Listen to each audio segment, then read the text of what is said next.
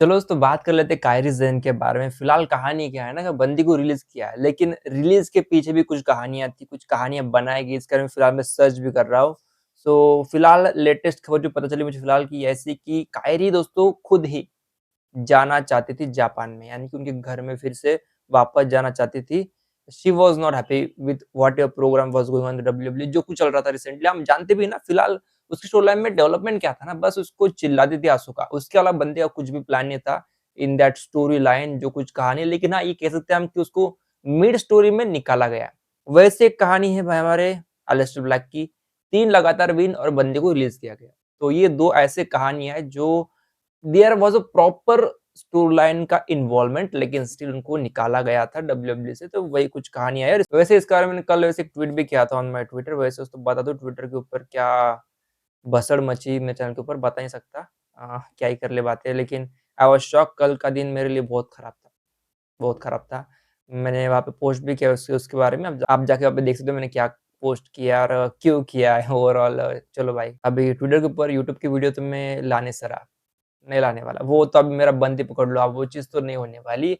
और दोस्तों वेलकम है आज की वीडियो जब बात करने वाला मैं रोमन रिंग्स की story line with the Jacob फाटू। Overall मैं दोस्तों आज बस देख रहा था रोमन की वैसे मैं हर शाम को देखता हूँ क्या कुछ नई अपडेट आती है रिगार्डिंग टू डब्ल्यूडब्ल्यूई क्या कुछ रहता है। लेकिन ओवरऑल मैं स्टोरी लाइन को डिस्कस करने वाला सोच रहा था यार, यानी कि रोमन रिंग्स जेकब फाटू की। ओवरऑल अब तक वैसे कहा जाए तो इनका मैच का हाइप वैसे भी हाई है और ले रहने वाला है। उसके बारे में कुछ है नहीं, नेगेटिव कुछ है ही नहीं। लेकिन अगर बात करें रोमन रिंग्स जेकब फाटू की कहानी, रोमन रिंग्स जीत गया रेसलमेनिया में हरा दिया सीएम पंक को, बन गया वर्ल्ड हेवीवेट चैंपियन और अब पहला ओपोनेंट बन गया जेकब फाटू एट द बैकलैश के लिए वो चैलेंज कर लिया था, ठीक है।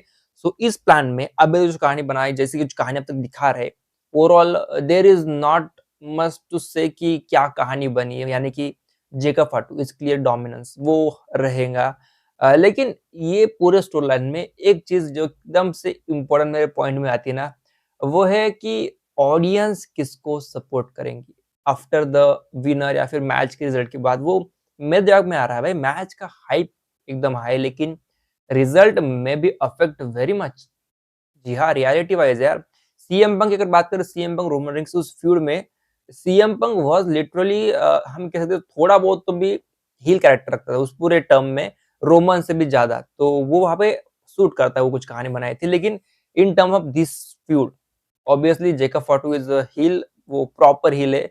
Roman is not proper heel ना ही प्रॉपर बेफेस लेकिन ही इज सम गाय जो कि कहीं पे भी कभी भी कहाँ पे भी टर्न मार सकता है लेकिन फिलहाल के लिए he is not proper any character suitable heel या फिर बेबी फेस हम इसको कह ही नहीं सकते। लेकिन बात करो इस फ्यूड के बारे में तो ऑडियंस की रिएक्शन रिजल्ट मैटर करेगा इन द अरीना। हम तो भाई बैठे घर पे हम यहाँ से कुछ भी बकवास कर ले डब्ल्यूडब्ल्यू सुनने वाली है, बस उनको ध्यान रखना है उनकी ऑडियंस का जो कि आती है अरीना के अंदर। तो नेक्स्ट जो 2 वीक से आई गेस 2 ही वीक तक बाकी है।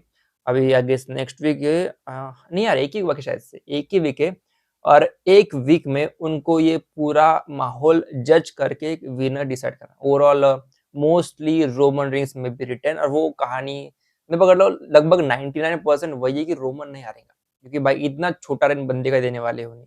कम से कम 100 दिन का रहने वाला है। सो जो कुछ है लेकिन स्टोरी लाइन जैसे भी जाएंगे आगे जगह जो कुछ होगा उस स्टोरी लाइन में वो इंटरेस्ट रहेगा। और वैसे भी जेकब फार्डून कह दिया कि नेक्स्ट वीक के ऊपर मैं आने वाला हूँ और वहां पे रोमन में वो देखने वाला हूँ फिर से एक बार और देखते क्या कहानी बनती है। फिलहाल दोस्तों मैं कहूँ तो एमएफ का इन्वॉल्वमेंट इस वाले स्टोरी लाइन में जो किया था ऑन द स्मैकडाउन शो वो देखकर फील हुआ शायद से कुछ और ऐड कर सकते इस वाले पूरी कहानी में। क्या यहाँ पे फिर से ब्लड लाइन का वो जो था ना दोनों फैक्शन का इन्वॉल्वमेंट क्या वो फिर से होगा, लेकिन वो लगा नहीं फिर इतना कुछ देखने के बाद। लेकिन ओवरऑल फिलहाल स्टोरी लाइन बढ़िया चलती बड़ी हाइप पे।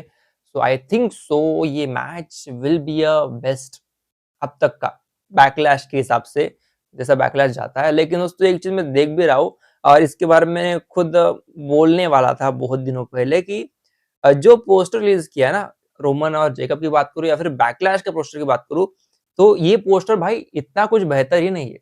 नॉट दैट मच कि भाई हम बात करें कि भाई क्या ही पोस्टर बना दिया इन्होंने, ऐसा ही चीज बिल्कुल नहीं।